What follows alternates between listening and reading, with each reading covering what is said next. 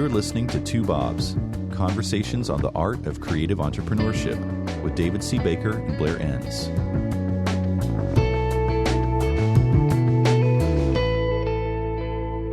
Hello, Blair. How are you today? Hi, David. I'm horrible. Thank you for asking. How are you? I'm just going to skip that, pretend like I This came from our last podcast when you said, well, have you ever said, no, I'm sorry. I'm doing wonderfully.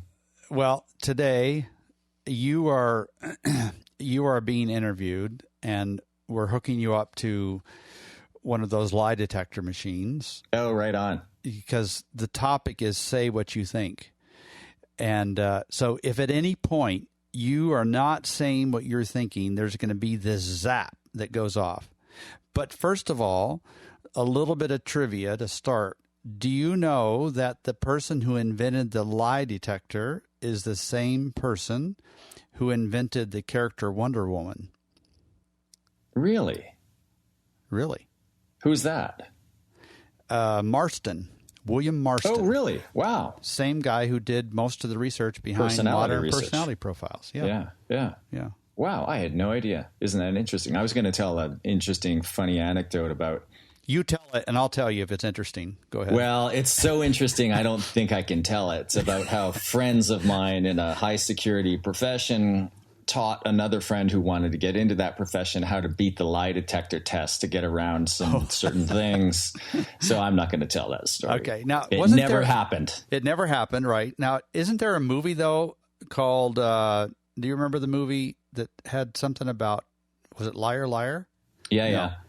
Yeah, so that we're going to learn. Okay. Now, so topic is say what you think. And I want you to, first of all, let's start out by pretending that we're in Blairtopia. So this is my favorite place. This is what you lying awake at night just before you nod off to bed. Every night you're thinking of Blairtopia and you're in charge. So what's in Blairtopia? So Blairtopia is this wonderful land where everybody has to do what I say and everything always works out perfectly. And am I in Blairtopia? Yeah, of course you are. Why wouldn't you be in Blairtopia? But Blairtopia I'm doing would be your empty bidding. without you. Yes, of course you are. Are those shoes shined yet? So you and I were speaking at a conference or an event of some kind sometime within the last year, and I did a talk on this, and the talk is called The 5 Constraints or the 6 Constraints, depending on the audience. Right. And the premise of the talk is there's this place called Blairtopia, and in Blairtopia, some of the agencies go out of business right away, a small number of them, but most of them, because they shouldn't be in business to begin with, but most of them thrive. And the reason they thrive is in Blairtopia, Blair's laws are laws, like laws of physics. And so I spend this talk at 60 or 90 minutes talking about the constraints that are imposed on you in Blairtopia. And one of the constraints that forces you to be successful is that you have to say what you're thinking to your clients and your prospects in the sale at all times. And but wouldn't that force you to be unsuccessful? Seems like. Well, yeah, that's yeah. Well, it kind of begs the question. Well, what are you thinking, right? Yeah, right. What are you thinking that you're not saying? And obviously, there's to say what you think, you have to be thoughtful about how you're phrasing the words. So there's this. I take these two words and put them together. This idea of kind ruthlessness. You need to be kind in your words and ruthless in your behavior. And the behavior, often it's just as simple as just say what's on your mind, but say it with kindness. We talked in a podcast not too long ago about this idea that stress is caused by the things that you don't do. So just imagine you're in a situation with a prospective client. I'm sure you're never in this situation, but imagine you're in a situation with a prospective client and you really want this deal. So the client's saying whatever the client's saying, and you're barely hearing what he's saying, and you're just nodding yes like a good server responder, right? Like you're demonstrating passion and enthusiasm for his brand and his business. You're demonstrating how you prioritize service. You're going to take care of them, et cetera. All of these things that we associate with the service business. And then he starts saying some things that are slightly ridiculous about the scoping the project. I had once had a client say, way back when I was doing business development for a design firm, I had a client I really wanted. He started telling me about the logo. He said, and then we need to have a cup of coffee in the logo because we're Java based. Our technology is Java based.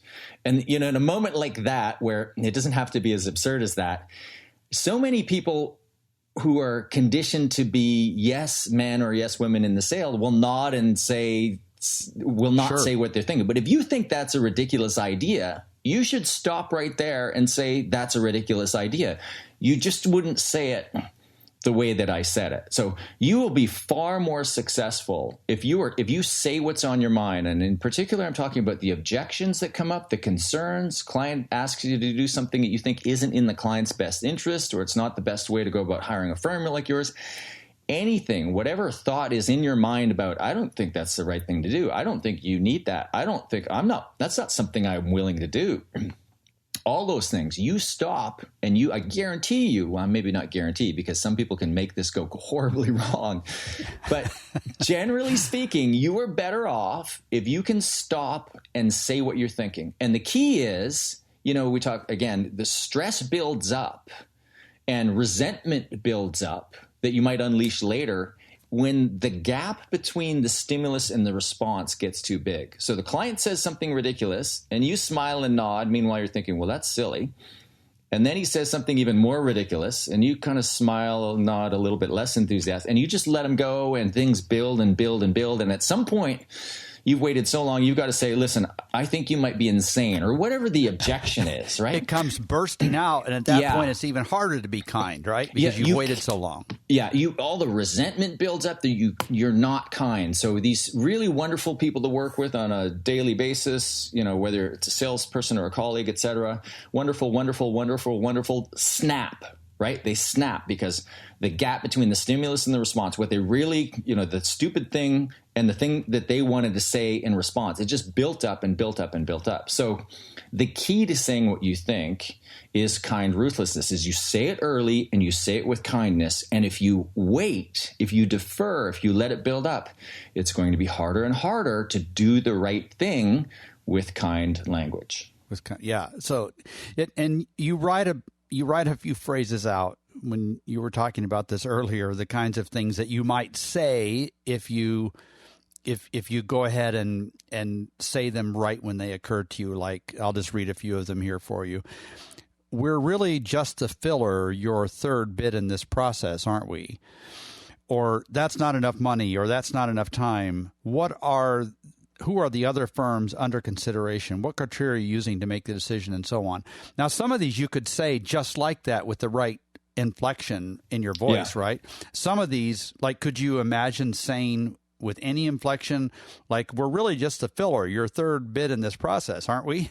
With a laugh, or some of these you could never say. Well, it's sales, or what we in this profession, the creative professions, call new business development. To me, it's just a game, and the game goes by the name, the polite battle for control. So if you can lean into this early, you can have a lot of fun with it. I kind of joke about the Rain Man approach. You just state the fact devoid of any emotion. Yeah. Right.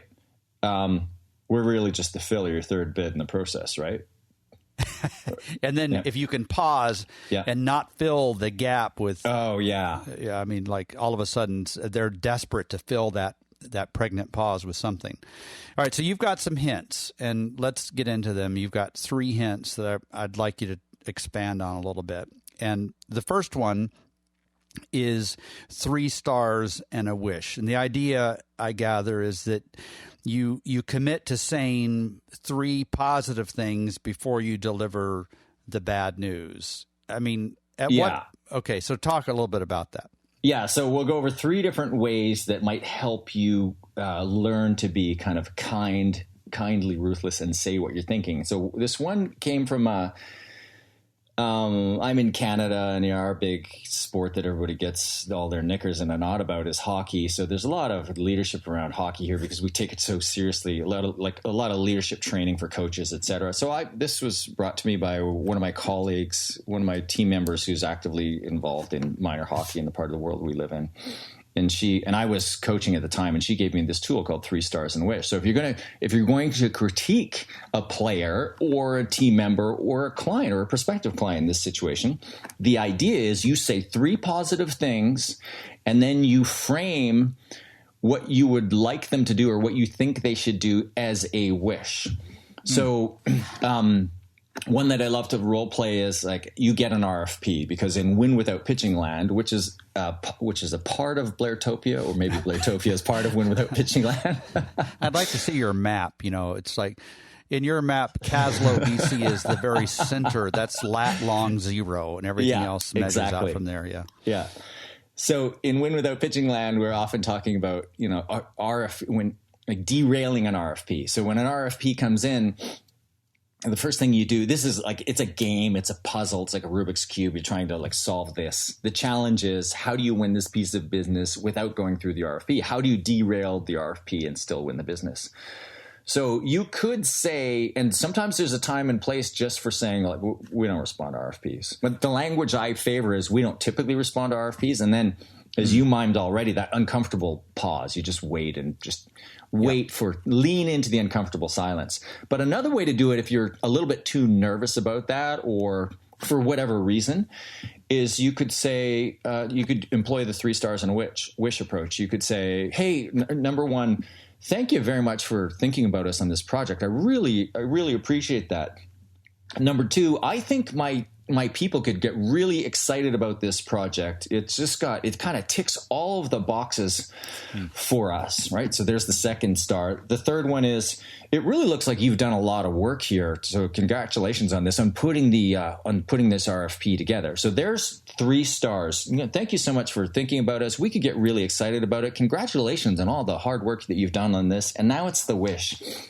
I only wish that we'd had been able to have a conversation before you put all the work in the RFP, because we don't typically respond to RFPs. Pause, uncomfortable silence. And from that uncomfortable silence, and the client will fill the void, right? And that's one of the games, or part of the game. It's like, who's going to speak first? And the client will say, and there's a spectrum of responses to that. And this is for another podcast, but one could be, okay, well, see you later. Well, that's valuable information. They don't see me as meaningfully different. And the other end of the spectrum would be, oh, I'm sorry to hear that. Well, like, how do we make this work?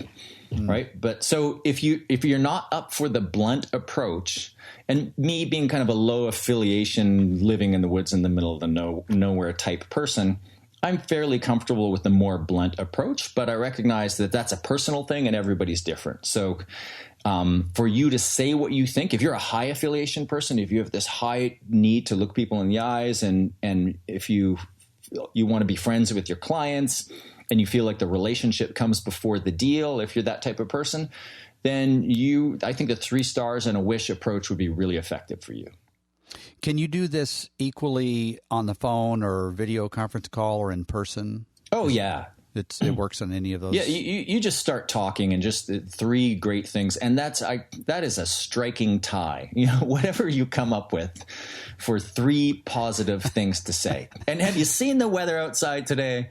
It's fantastic. I only wish you had given your head a shake before you put the budget together. No, you wouldn't be that. I'm starting to recognize a few conversations you and I've had over the years. Like, I've sent you a brochure for an event we're doing together, and you say, wow, I really like the weight of this paper. Yeah.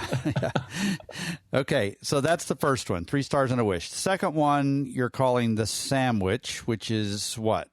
Yeah, so they're different in classic sales. There are different types of closes that are variations on the sandwich, the assumptive sandwich. The sandwich is this idea of it's kind of a horrible metaphor, because the way it was explained to me in a sales training class many years ago now is, you take the horrible rotten piece of meat and you put a sandwich it between 2 delicious slices of bread. Well, okay. Yeah. We need an illustration for vegans as well here, I think. Yeah. But the idea is, it's similar to 3 stars and a wish, but it's positive, negative, positive. So I'm going to reference this article here. So your brother-in-law so you can imagine the scenario. If I'm responding with this, I'm saying what I think, and I'm responding with the sandwich technique. So, hey, I'm sure your brother-in-law is very, very talented. we don't do the creative concepts and then hand them over to others to implement.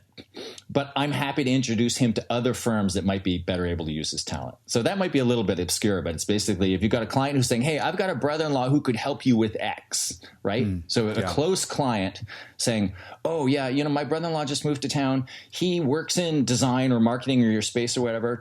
I told him he needs to come see you because you probably have some work for him of this type.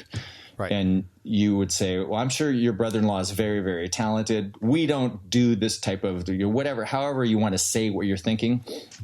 But I'm happy to introduce him to other firms that might be able to use his talent. So what you're doing there is you're responding first in a positive way. So you're not creating the dynamics of an argument, right? So your first response is positive. And I had a mentor years ago who she could mime, oh, you don't like me? Fantastic. You hate my face? Great. She could respond to any negativity with a positive, and she always did. And then she would deliver kind of the objection or the bad news or just what the client needs to hear, say what you think. And then you finish on a positive. So in this way, we're saying, yeah, I'm sure he's a great person. I'm not going to do that for him. But hey, why don't I know exactly the people that I should be introducing to him? So just leave it to me, right? So you're saying what you're thinking, but you're being very kind. You're starting with a positive. You know what? This is fantastic. It's not going to work out the way you think, but don't worry, it's going to work out. So it sounds like, something between these two things that's pretty apparent to me is, so this is somebody who has a point of view, but they're not being an ass. They're not trying to pick a fight. They're not trying to make a point or draw a line in the sand. They're just trying to communicate kindly but firmly what their position is without trying to win an argument. It's not about winning. It's simply about clearly communicating. Yeah, the asshole approach works too, though, right? You could just say, yeah, we don't do that.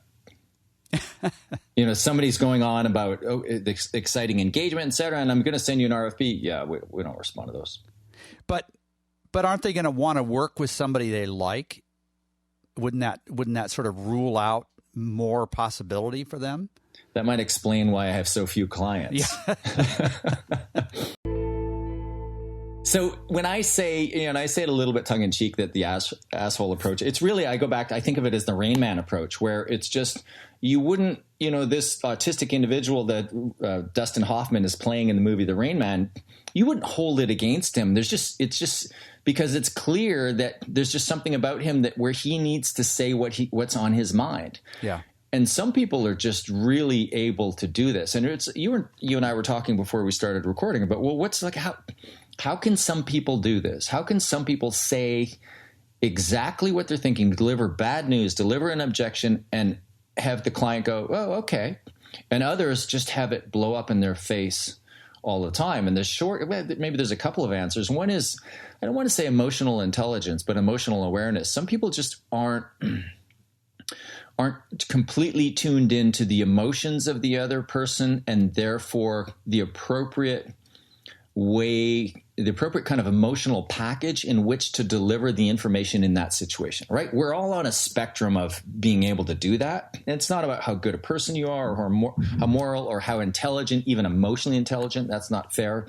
We just have differing abilities to do that. So most successful salespeople are able to read the emotions that way and kind of just on their feet be able to package that up. But what it really comes down to, if I had to say, the answer to the question, how come some people can do this and others can't? It's the people who own it get away with it. They just own it. They say it like it's no big deal. Yep. And the emotions are completely stripped out of it. And, back to the core point, you're able to strip the emotions out is if you say what you're thinking almost as soon as you think it, right? You just need a small pause to think about what's the best way to frame this, but don't think on it so long that doubt starts to build up or you lose your momentum, you start to get stressed by it. I wonder if there's something subconscious happening there. So if you say something right away, subconsciously the other person knows you didn't take a lot of time to think about it. Yeah, hence the Rain Man approach, right? You're just a reaction. Yeah, we don't do that. And then you could say, if you offend somebody, say, "Oh, I'm sorry, I didn't mean to say that out loud." Or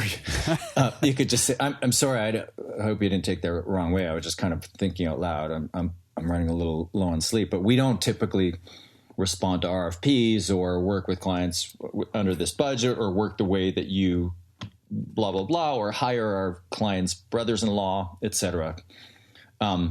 That's the other thing about, failing when you're, whatever it is that you're doing in a sales conversation, you almost always have the right to stop, back up, and try again, right? If you deliver an objection, you reserve the right to remove it. If you say no, you reserve the right to remove it. If you do something incorrectly and offend the client, it's a fantastic thing to be able to call afterwards and say, you know what, I would love to have that interaction over again. I can't believe I just blurted out what was on my mind. It was on my mind, and I think it was fair to say it, but it was completely inappropriate the way I shared it with you. I'm really sorry about that. Can we have that moment over again? Can we try again? Oh, wow, that's very powerful. Yeah, I mean, if you have that after every phone call, then they're probably going to suspect that it's so well rehearsed.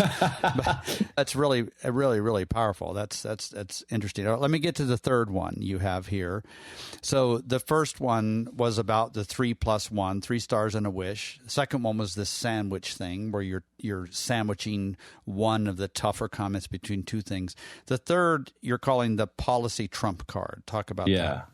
Yeah. So when we in the creative professions in a sale, we find ourselves negotiating with the client, whether it's kind of the hardcore final negotiations or just the regular to and froing earlier on, maybe kind of an early to middle part of the sales cycle. We often find ourselves in a situation where we are responding to clients' policies. Clients are bringing up the issue of policy, especially if you're dealing with procurement. Right. And we never or almost never work from a position of policy. So rule of thumb is in a negotiation, your client's policy will trump your preferences and inclinations every time. Mm-hmm. Right. So you would say, well, we really prefer to work this way, or I'd like this to be the next step. I'd like to have a meeting with all of the folks on your decision-making team, and they could come back with a policy and say, no, it's our policy as a matter of these tender processes or RFP processes. We don't allow the vendors to speak to the economic buyer or the decision maker. Right. So in that situation, you've said, I'd like to do this, and the client responds with policy. Well, everybody knows who wins. Policy trumps preferences and inclinations all the time. So you simply match policy with policy, or use a policy where a client is using a request, a preference, or an inclination. And what's really interesting is, I think I've talked in a previous podcast about this before. The first time I knew I was going to deal with an objection from the client, so I created a policy in advance and I actually typed it up on a piece of paper and pulled out the paper, and the objection just melted away. And I thought, wow, is it really that easy? And it turns out it really often, in many situations, it really is that easy. People respect policies.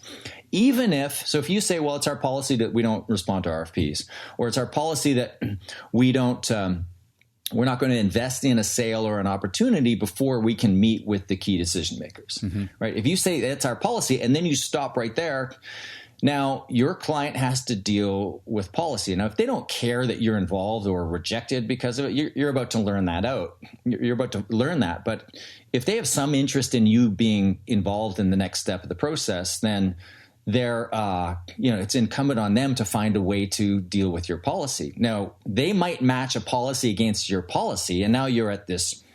You're kind of stonewalled. Now human beings need to step in and figure something out, right? But you will find that before you deliver your objection, if we go back to the RFP, if you say, and I don't suggest you use the policy approach with RFPs. I think you're better off leaving a crack open. But if you said it's our policy, we don't respond to RFPs. Now the ball is in the client's court, and they can turn around and walk away and say, well, see you later. And again, you reserve the right to say, well, hold on a second. From time to time, I'm able to, make some things happen on our end. But the point is, if you want to lead with a strong position when you're saying what you're thinking about the ridiculous things that the client is proposing that you do, policy trump card works great. And a policy is just, if you look it up, a policy is merely a predetermined decision. So if I've worked with lots of solo practitioners, freelancers who have said, well, I can't use policy because the business is just me. I'm the one who sets the policy, right? Yeah, they'll just say, well, you set the policy. Can't you change it? Nobody ever does. And now, of course, I'm going to get reports that people do. But in my experience, I have never encountered that. Everybody respects a policy, and everybody understands and largely respects that when a solopreneur says it's my policy, there's some thought and determination behind these decisions, right? And so they are largely respected. That's what the preset thing means, yeah. And I work by myself, so I face this frequently. And if I'm not sure if I'm getting through in the right way, I'll very often send folks several links. One of them will be the policy, frequently asked questions, I call it, and ask them to look them over. And then I say, once you've looked over these 3 things, and they'll vary depending on what we're talking about doing together, then shoot me a note and let's get on the phone and talk, because I found it very interesting. But I did wonder about that. Well, like, how can you say it's our policy when there's no our, it's just me? So that's interesting that it doesn't come up anyway. I have a policy that I've invoked for over 10 years, and I stole it from you. I heard you or saw in writing you deliver it. You said you were invited to speak somewhere on a panel, and you said, it's my policy, I don't do panels. And I heard that, and I thought, oh my God, I am so stealing that, because I hate being on panels. Yeah. Because, I have a contrarian point of view on selling, and I don't want to be kind of the entertainment who's up there creating conflict for the benefit of the audience, disagreeing with all of the other people on the panel. So I've used it repeatedly. Yeah, it's my policy, I don't do panels. And in many situations, that's turned into a better quality speaking engagement. Nobody has ever pushed back on it. Wow, that's interesting. Now, my reason for the policy is different. That's because I'm usually so much more interesting than the other people on the panel. It's embarrassing for them on the stage. Yeah, just kidding there, folks. Just kidding. Yeah. If this is the first podcast that these people are tuning, they're never coming back. Audience, yeah. All right, so you're doing training programs now for principals and sales and business development staff, and there's a lot of policies they can adapt. There's lots of insight they can think about, incorporate, and so on. But I've noticed as we've talked today that there's a lot of modeling going on, conversation modeling. How do you address that with your clients? Because it seems to me like just having the insight that you're delivering through different medium, is great. But if it doesn't, are they asking for? I'll bet you they're hearing you sometimes and saying, "Man, the way you just said that." Like, are they interested in the modeling, and how do you address that? Yeah, that's a great question, and it's a timely one. And it's so timely, it's like I planted it with you, but I didn't know it was. Yeah, no, I didn't know it was coming. It's my policy not to accept planted questions.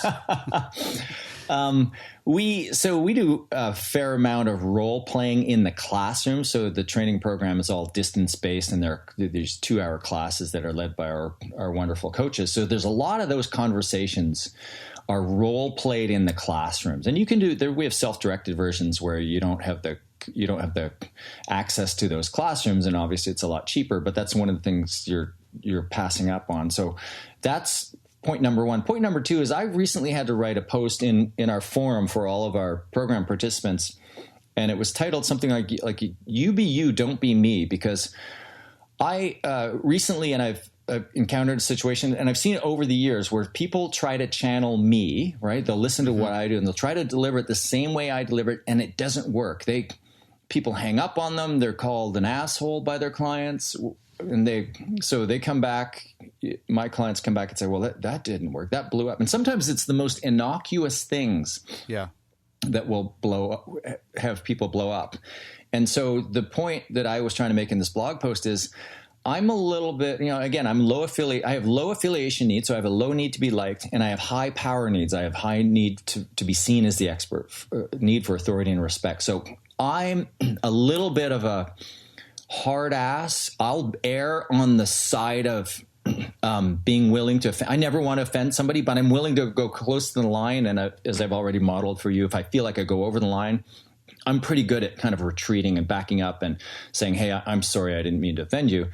And I don't think I offend many people too often, but I do see from time to time certain types of clients of mine will try to channel me and Right. it just doesn't work. There's a great saying, I don't know who the author is. It's actually attributed to a bunch of different people, but the definition of a diplomat is somebody who can tell you to go to hell and have you think you'll enjoy the journey.